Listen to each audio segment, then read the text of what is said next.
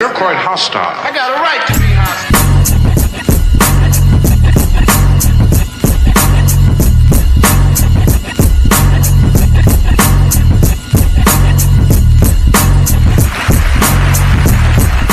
What's the origin of the Philly shell? Okay, this is going to be a lecture wise. I'm going to try not to bore you. What is the history of the Philly shell? The history. We have to separate the history of the Philly shell from the name the Philly shell. Okay, and the reason why we have to do that is because there are people who will be highly insulted that we actually are using the term Philly shell to describe their way of fighting. These two people who would be insulted are none other than James Toney and Floyd Mayweather. Two people from Michigan, okay, who probably call their style, refer to their style if they had to, as the Detroit Rock. All right, and where does Detroit Rock get? I don't like these names because who knows what they call them. You know, I think a lot of it's based on folklore. But where does Detroit Rock get its name from? From rocking back and forth without moving your feet, rocking, slipping, shoulder rolling, okay, rocking the torso, okay. So they would be insulted. James Toney, Floyd Mayweather would be insulted if you said they were doing the Philly shell. So we have to separate the name from the style.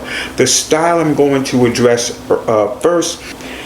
The origin of the style is not professional boxing, okay? It is not professional boxing. We have to go back around 1930. Now, when you go back to around, well, I guess let's go to the middle 1920s. Middle 1920s, in all fairness, let's go to the middle 1920s. What's happening during the middle 1920s? Middle 1920s, people moving away from bare knuckle, and they really accepted the art of the glove. Okay, now once they accepted the art of the glove, then gyms started popping up more. More people are going to be attracted to boxing when the glove starts to be used regularly, okay, with more regularity, when it becomes the standard. As these gyms start to get more popular, there are people who just like to mix it up. They like to mix it up, and they start coming to the gym.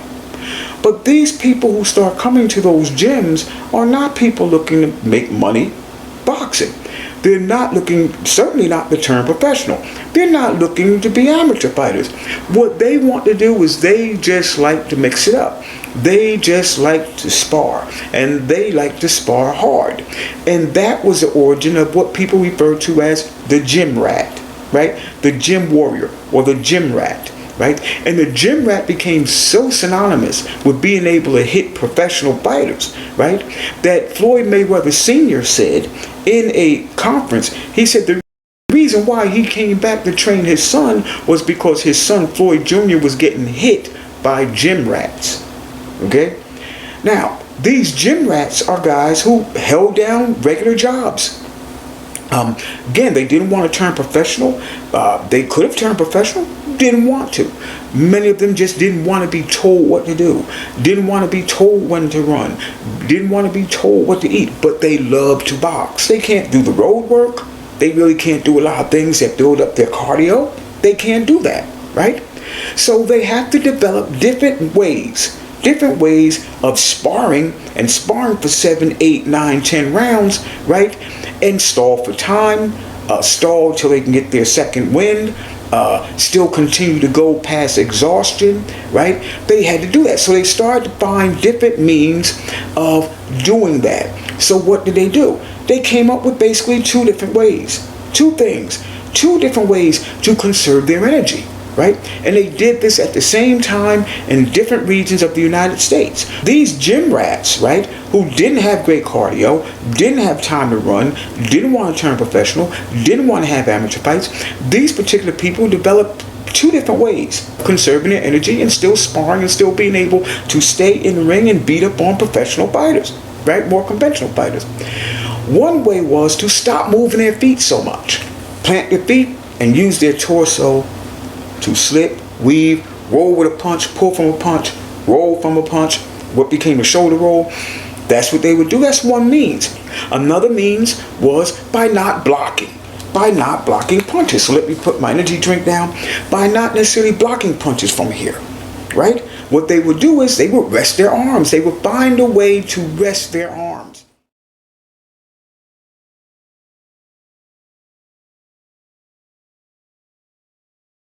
And that is one of the least known things about the Philly shell, what people call the Philly shell. They would find a way to rest their arms. How would they rest their arms? Obviously, you're not going to put them up like this. You're not going to put them up like that. Put them out like this. What would you do? Rest them. Rest your rear arm here and rest your front arm here. Like this. Just like you rest your arms like this, you rest your arms like this. Get it? So that's what they did. Those two things. These gym warriors found those two ways to conserve energy. Don't move their feet, use their torso, and rest their arms against their body while they're stalling for time. Rest their arms against their body while they're stalling to get their second wind. Right? That's how they did it. Now, in the beginning, that particular style was not done in the center of the ring. In the beginning, it was not done in the center of the ring. That particular style, what people call the Philly shell, was done when the gym rat became exhausted. But that style, what you call a Philly shell, in the beginning was not a style that was done in the center of the ring. Where it was done was on the ropes.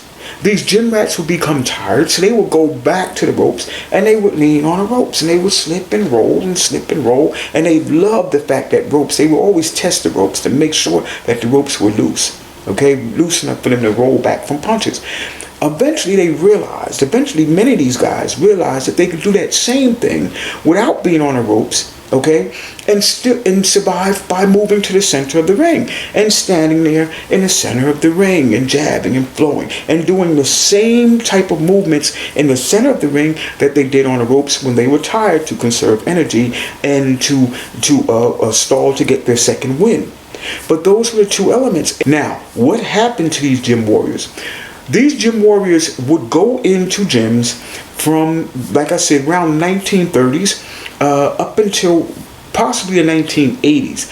What happened in the 1980s was people started to discover, right, models, executives, white collar workers started to discover how great cardio boxing was, or how great for cardio, for the heart rate and whatever, for getting in shape, losing weight, that boxing was. And they started going into these gyms, paying exorbitant sums of money to be trained, and the prices of gyms started to go up, especially like many of the gyms in New York City started to go up, and some of the gyms in the less gym areas with less crime, the prices started to go up. So as now these people start moving in and start coming in the morning before they go to Wall Street, when these models would start coming in, when all these other, like I said, white collar workers would start going into those gyms, when those gyms started to get filled up with those people only looking to lose weight, or only looking to say, well, they box, or only looking for the value, the cardiovascular value of boxing,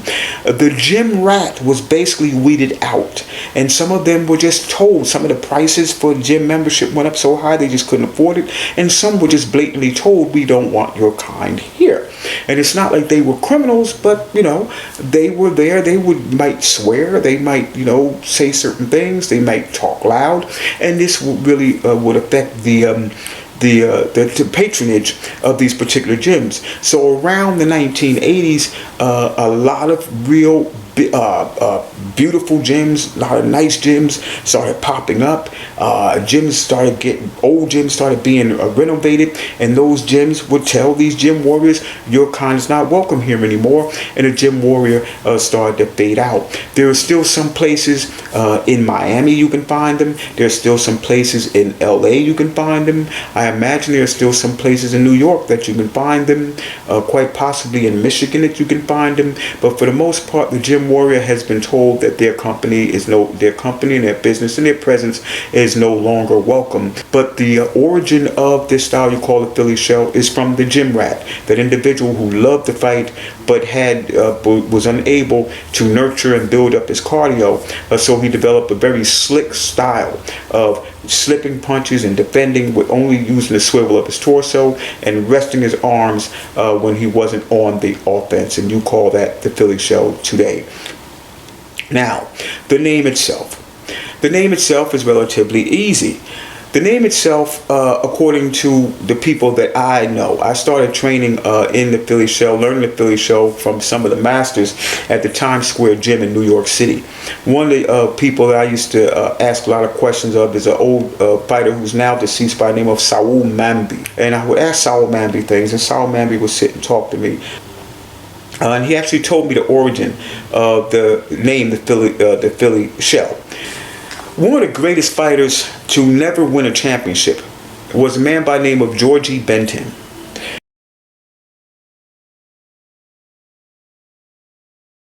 And Georgie Benton was a fighter from Philadelphia. He was a master of the shoulder roll, and he came before Floyd Mayweather, both Floyds. Okay? Now, Georgie Benton fought at the Blue Horizon in his second to last fight.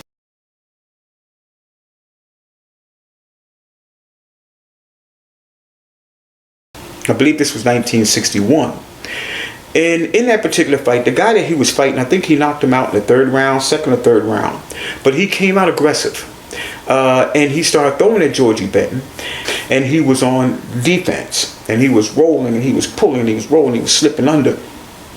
But the guy who was doing the announcing, he commented, he said, that Philly defense is a tough nut to crack. That Philly defense is a tough nut to crack. And hence the name, the Philly shell. And the Philly shell came from Georgie Benton, sweet Georgie Benton, who went on later on to be a top trainer with Main Events, right? And trained Pernell Whitaker. Went on to train Evander Holyfield. Went on to become a millionaire after not getting a title shot. Why? Because his manager, I do want to say this, because his manager refused to work with mobsters. Georgie Benton never got a title shot. And he was certainly one of the greatest fighters, if not the greatest fighter, to not get a title shot. But that's where the name the Philly shell comes from. Sweet Georgie Benton, Philadelphia fighter, born and bred, right? The king of the shoulder roll. And the second to last fight at the Blue Horizon was on the defense before he knocked the guy out. And the commentator said that Philly defense is a tough nut to crack. Hence the name, the Philly shell. So there you go. I'm so glad I got a team together. Stuff is coming your way. Love ya. See you in the next video.